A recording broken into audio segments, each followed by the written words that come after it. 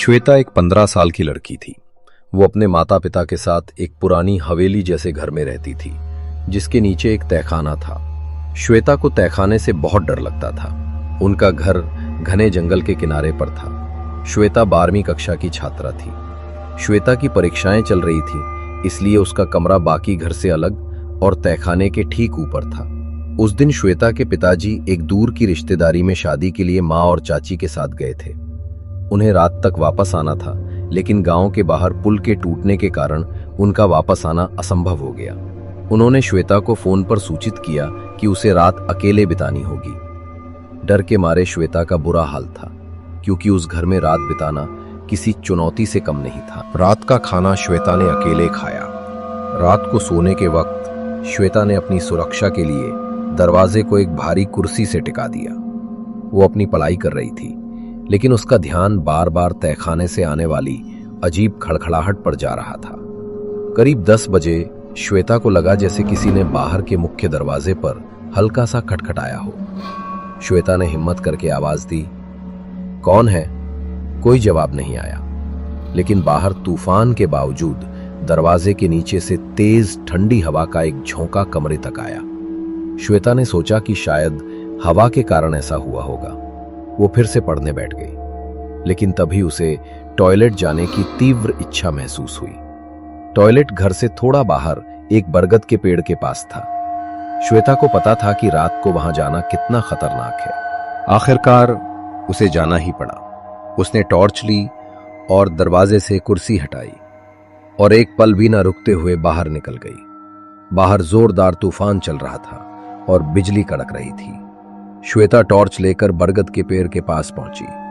जैसे ही उसने काम खत्म किया, टॉर्च की रोशनी एकदम से लाल पड़ गई और फिर धड़ाम से बुझ गई। तूफान की आवाज के बीच श्वेता को ठीक उसके पीछे किसी के जोर से सांस लेने की आवाज आई।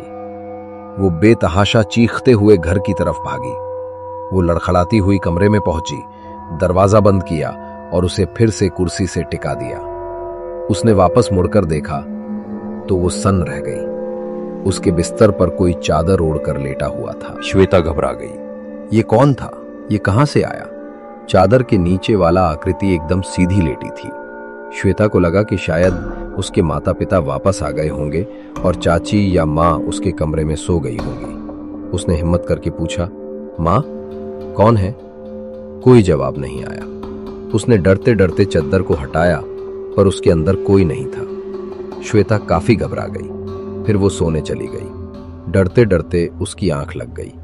आधी रात के आसपास अचानक एक आवाज से श्वेता की आंख खुल गई। श्वेता को कमरे के अंदर से किसी के अजीब सी घूरती हुई हंसी की आवाज आने लगी। यह आवाज उसके कान के बिल्कुल पास से आ रही थी। श्वेता ने सोचा कि बाहर की आवाज होगी और खिड़की बंद कर ली। डर के मारे उसकी नींद भाग गई। वो बिस्तर में ही बैठ गई। श्वेता को बैठे बैठे ही उसकी आंख लग गई। कुछ देर बाद उसे महसूस हुआ जैसे किसी ने बर्फीले हाथ उसके सिर पर रख दिए हों। उसका सिर इतना भारी लगने लगा कि वो अपना सिर उठा नहीं पा रही थी। डर के मारे वो भागकर बाहर गई। उसे लगा कि बाहर के दरवाजे में कोई खड़ा है। आंखें पोंछने पर दरवाजे पर अब कोई नहीं था, लेकिन जमीन पर गीले खून से सने पैरों के निशान थे जो अंदर की तरफ जा रहे थे। तभी उसके पिताजी का फोन आया। पिताजी ने पूछा, तुम क्यों हंस रही थी? तुम्हारी आवाज फोन तक आ रही थी और वो बहुत कर्कश थी। श्वेता कुछ कह पाती इससे पहले फोन कट गया। उसने काफी कोशिश की, पर फोन दोबारा नहीं लग पाया। तभी उसे एक अजीब आवाज सुनाई दी, जो कि उसके कमरे से आ रही थी। श्वेता ने डरते हुए अपने कमरे में झांका। वो आकृति बिस्तर पर वापस आ चुकी थी। उसने डरकर देखा कि चादर के नीचे से एक हाथ बाहर था, जिसकी उंगलियों से खून टपक रहा था। श्वेता ने हिम्मत करके घर से बाहर जाने की कोशिश की। तभी उसे अपने गले पर एक दबाव महसूस हुआ। उसने आंखें खोली। वो आकृति अब उसके सामने खड़ी थी और उसके गले को कसकर दबा रही थी। आकृति के चेहरे पर खून के धब्बे थे और उसने एक बूढ़े आदमी की कर्कश आवाज में कहा, तुम इस तहखाने पर क्यों बैठी हो? ये मेरा है। श्वेता की चीख निकल गई। उसने श्वेता को एक और उछाल दिया, जिससे श्वेता को काफी चोट लगी। श्वेता ने हिम्मत बटोरी और दरवाजा की तरफ भागी और उसके पिता से जा टकराई, जो कि श्वेता के फोन में अजीब व्यवहार के कारण जैसे तैसे घर लौट आए थे। श्वेता बेहोश हो गई। पिता ने वहां का नजारा देखा तो डर गया। फिर पिता ने श्वेता को होश में लाया। होश में आते ही श्वेता अजीब हरकत करने लगी। पिता समझ गए थे कि कुछ बहुत बुरा हुआ है, क्योंकि उन्होंने ध्यान दिया था कि तहखाने का दरवाजा खुला था। श्वेता के पिता शिवजी की भक्त थे। वे तुरंत मंदिर से भस्म ले आए और शिवजी का नाम लेकर श्वेता को छू कर देखा। श्वेता का शरीर बर्फ जैसा ठंडा हो चुका था। पिता ने श्वेता को कुर्सी पर बिठाकर कड़क आवाज में पूछा, कौन है तू जो इस तहखाने से निकली है? श्वेता बस चुपचाप बैठी उन्हें देखकर हंस रही थी। पिता पूजा घर से पवित्र भस्म लेकर आए और उसे आकृति के चेहरे पर छिड़कते हुए पूछा, सत्य बता। श्वेता ने अपनी आंखें खोली। वो काफी डरावनी लग रही थी। श्वेता ने ठंडी फुसफुसाहट के साथ जवाब दिया, मैं काल रात्रि हूं, इस तहखाने की रानी।